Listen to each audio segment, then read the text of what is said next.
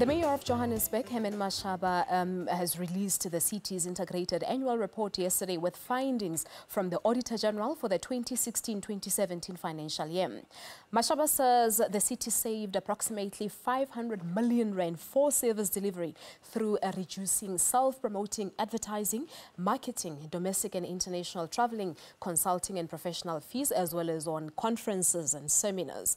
According to the annual report, the city has also achieved a 2% increase in customer satisfaction, and 5 of the entities, including the Johannesburg City Parks and Zoo, have also received clean audits. But to shed some more light on this issue, I'm joined now by the Mayor of Johannesburg, Herman Mashaba. And Dr. Mashaba, good morning to you. Thank you so much for coming through. Good morning, and thank you very much for this great opportunity after obviously a very difficult year. I'm really glad that at long last yesterday, we had an opportunity to release our integrated report and findings by the Auditor General. How difficult was the journey for you? I mean, for the fact that you had to run with a budget that was left by the previous administration. Well, in fact, not just left. It was a budget that was rejected by the residents of the City of Johannesburg on the 3rd of August 2016. But unfortunately, I had to take this budget and run with it. And you can imagine, under really very trying circumstances, getting the officials to buy into our new administration's visions and values and our priorities. And I'm sure the whole society is aware that there was so much resistance, doing everything possible to topple our administration. What is actually even more scary was the high volumes of corruption cases which I had to immediately attend to. That's why I immediately had to establish the forensic unit to assist me, because I had other priorities to run with this hostile administration, high levels of corruption, disruption of our service delivery in communities and so forth. But fortunately enough, we worked around the clock. I'd really like to give credits to our coalition partners and the EFF for supporting us throughout this journey, understanding our challenges, but at the same time, putting us accountable, because that's one thing that I've always committed to ensure that all our coalition partners and the EFF, please hold us accountable so that we don't have the opportunity to abuse our power. Yeah. But are you happy in terms of the elimination of corruption? I know it might be a little bit too early to sort of weigh how far you've come, but are you happy so far? Well, Lisa, I would really be lying to say that I'm happy, because if I look at just the cases since Monday, of new cases that I have to uncover. Yesterday, I had to ask council to approve a payment to IBM of 67 million rands of corruption, the contract which was signed in 2014, because you know, for some reason, I don't know, if I look at our ICT contracts, literally all of them fraudulently entered into.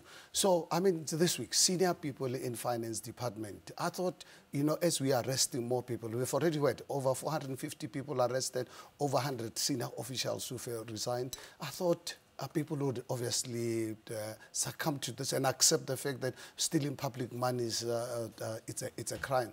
But fortunately enough, we are committed to this. General CBI and he's in the forensic department is doing a great job. And fortunately enough, as you remember in the beginning, there was reluctance from national law enforcement agencies to pursue our cases. But I'm beginning to really get their cooperation, which is actually quite positive, so that there can be consequences for stealing public monies. All right, let's go back to the financial report, Mayor. You said that the Auditor General has found that the city is in a stable financial position, achieving a surplus of 2.1 billion rand. Tell us more about this. Yeah, but the thing is, you know, if one looks at it in the right context, the City of Johannesburg has got a potential, honestly and truly believe personally, I've looked at the potential of our city. We can collect additional 7 to 10 billion rands. People are not paying for their services in the City of Johannesburg because of the high levels of corruption happening within the city's finance department and City Power in particular. These are two entities that I've got to really look at very closely. They're working with residents where they are robbing our residents of additional revenue that we can use particularly to go and improve our informal settlements and our poor residents, and obviously deal with this 170 billion rands infrastructure backlog that I'm sitting with. So the city has got a potential, but I need to committed professional public service, and that is what I'm doing. And I've given this commitment to the Auditor General, and also asked the Auditor General to hold us accountable. Very humbled by the statement that the Auditor General made in saying he's obviously feels positive with the tone that's coming from the political and administrative leadership. But however, we've got a huge challenge of what we've inherited. But at the end of the day, people voted for us in the local government election, and it's our responsibility to correct this issue. And what other challenge that you still faced with, Mayor, is the issue of dysfunctional billing system. And we've seen you had to let go of someone who was entrusted with looking into this matter, the MMC for Finance, Rabelani Dagata. Talk to us about that. Well, I think, you know, this is a very disappointing, disheartening situation where you've got to deal with this. As you are aware, obviously, I had to ask Professor Dagata to leave. And just this week alone, I think 4 or 5 senior officials in the department fired, and obviously we're pursuing criminal charges against them. You know, just to share with our residents, just one particular case of 2 of the officials working with outside runners pretending to be from the city's finance department. By tomorrow at the latest, I'm recovering 800,000, which was the city's cash, transferred into a legal firm, and they tried to really obviously arrange that they share this money. Fortunately enough, this legal firm refused to cooperate with them, and yesterday our finance department wrote to this legal firm to refund us, and they've admitted. So by tomorrow at the latest, I will receive this 800,000. This is just the tip of the iceberg to show you that the billing challenge in our city was created to create confusion, because the previous leadership enormously benefited out of this corruption and the chaos. But we are fixing it. I've put in a new MMC of Finance, Councillor Ngobeni, who worked with me. He was in development planning, and I've put in a new person. And fortunate enough, I have confidence in Councillor Ngobeni that he will help to restore the credibility of the finance department. 2 weeks ago, we've put in an advert to really look for a competent group chief financial officer. So I'm asking the residents of Johannesburg to please, I'm looking for a competent person who understands finance, who understands local government legislation, because local government is a highly regulated environment. Yeah. But I'm confident that I will get people of credibility. Yeah, I just need to put this question through quickly to you, Mayor. Besides corruption elimination and so on, talk to us about quickly the plans for improving service delivery for the residents of Johannesburg. Well, I think it's exciting. Yesterday, I see in terms of, you know, today, we have extended operating hours of 16 clinics in the city of Johannesburg. When I took over this administration, our city only operated on the basis of clinics operating Monday to Friday, 8 to 4, 5 o'clock. People don't decide what time to get sick. So today, we've got 16 clinics operating extended hours. We have a plan to upgrade within the next 3 years, upgrade 15 of our informal settlements, because we just cannot live in a society where our people live in informal settlements.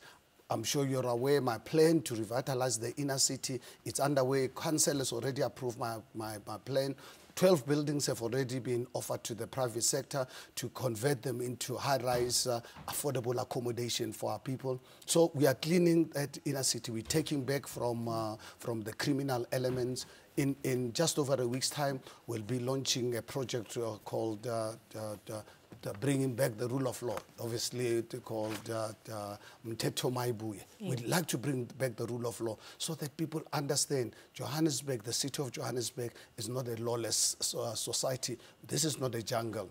all these the people who operate criminal syndicates in the city of Johannesburg, we've got to get rid of All right, them. there's also Arasebeto on the other hand. But a quick one on this one. You said yesterday that the city's infrastructure needs 170 billion rand to address the backlog. What backlog is this? Very quick on this. Well, just on electricity backlog, you know, to ensure that I have consistent power supply to our people. On city power, I need 68, 69 billion rands, just on city power alone. Our roads in infrastructure, I need 5.6 billion rands. Right. You know, are you aware that the bridges in the city of Johannesburg, only 6% of them are in good conditions? Because the previous administration, I'm not sure whether they forgot or they didn't know that there's something what is called repairs and maintenance. They focused on changing street names and buildings, forgot about repairs and maintenance. Right. So I'm going to be focusing to ensure that within the next few years, up to 10% of our budget must go towards repairs and maintenance, so that we live in a safe environment. We have to leave it at that, Mia. Thank you so much for coming through. Thank you for the opportunity. Thank you very much. Thank you very much to Johannesburg Mayor Herman Mashaba for talking to us about the city's integrated annual plan for the 2016-2017 financial year.